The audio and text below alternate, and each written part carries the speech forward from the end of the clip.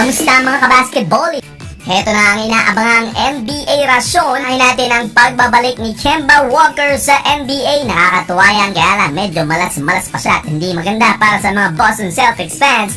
Tinambakan lang naman sila ng New York Knicks 105-75. 30 puntos ang tambak at ramdam ang pagkawala nitong si Jason Tatum. Pinangunahan ang New York Knicks ni Julius Randle with 20 points and 12 rebounds. At RJ Barrett 19 points and 11 rebounds. Tinapos ang Knicks ang kanilang 5-game losing streak. At sinamantala nga ang pagkawala ni Jason Tatum sa isang dominating na panalo.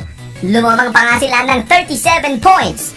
Pinangunahan ng Boston Celtics ni Jaylen Brown with 25 points, 6 rebounds at Marcus Smart 10 points, 2 rebounds and 2 assists.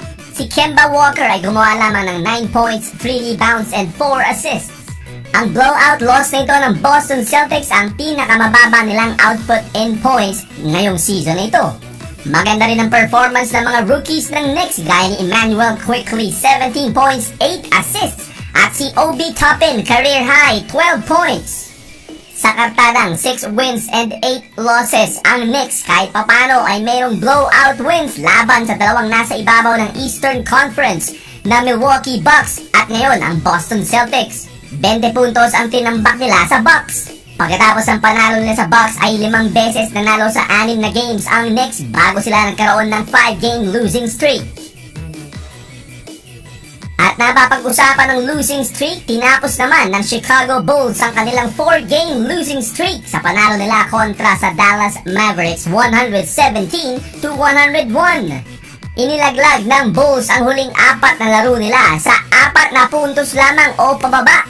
Ibig sabihin pwede lang na ipanalo lahat yun. Pinangunahan ng Bulls ni Lauri Markkanen 29 points, 10 rebounds and 3 assists. At Garrett Temple, 21 points, 3 rebounds and 3 assists. Si Zach LaVine naman ay gumawa ng 10 points at 10 rebounds. Pero malaking kawalan ang hindi niya pag-convert ng kahit na isang 3-point shot. Ang Mavericks naman ay pinangunahan ng record ni Luka Doncic sa kanyang 29th triple-double. 36 points, 16 rebounds at 15 assists. At Porzingis, 20 points, 8 rebounds. Nilampasan ni Luka si Michael Jordan sa all-time list sa kanyang 29th triple-double. Tumabla na si Doncic kay Grant Hill for 15th place. Halftime pa lang ay 30 puntos na itong si Doncic pero kulang sila ng suporta dahil wala itong si Tim Hardaway Jr.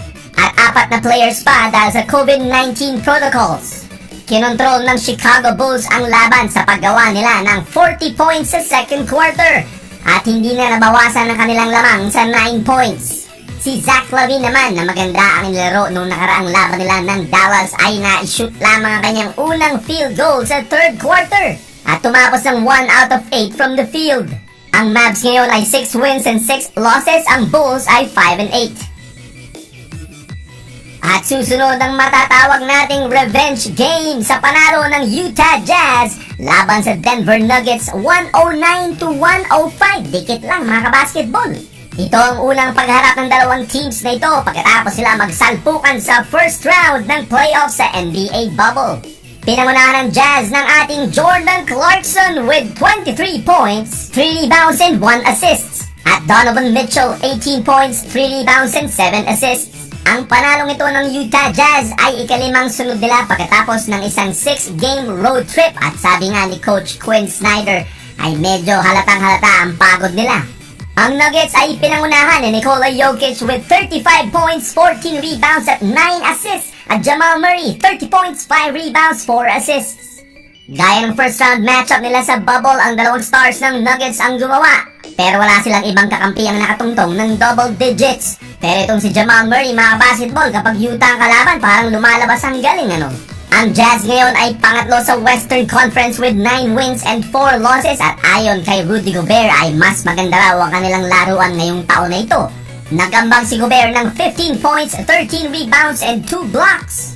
Isang susi ay ang paglimita nila kay Jamal Murray sa second half na gumawa ng 24 points sa first half pero ayun nga 6 points lang ang kanilang ibinigay sa second half.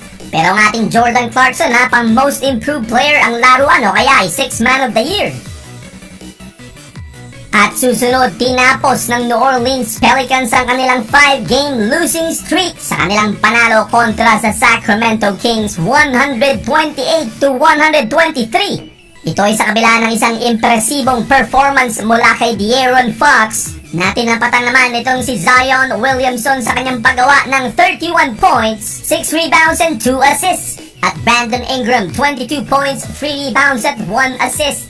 Pero Steven Adams mga basketball, 12 points, 15 rebounds, 4 assists. At Eric Bledsoe, 21 points. Pero ilang highlight plays ang ginawa ni Zion, kasama na lang ito. Boom! Nasayang naman ang 43 points, 4 rebounds and 13 assists nitong si De'Aaron Fox at 26 points, 10 rebounds kay Marvin Bagley. Pero yun nga mga kabasketball, unstoppable si Zion Williamson sa laban ito sa paggawa niya ng 13 out of 15 from the field at 5 out of 5 from the free throw line.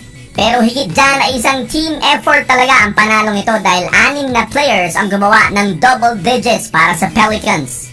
Wala naman si Lonzo Ball sa laban na ito at sa pangatlong sunod na laro dahil sa kanyang iniinda sa tuhod.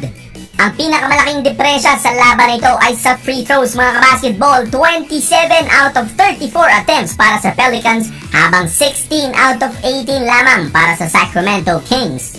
Ang Pelicans ngayon ay may 5 wins and 7 losses habang ang Sacramento Kings ay 5 wins and 9 losses. Next 2 games ng Pelicans ay laban sa Utah Jazz. If you wanna comment, click like, share, and subscribe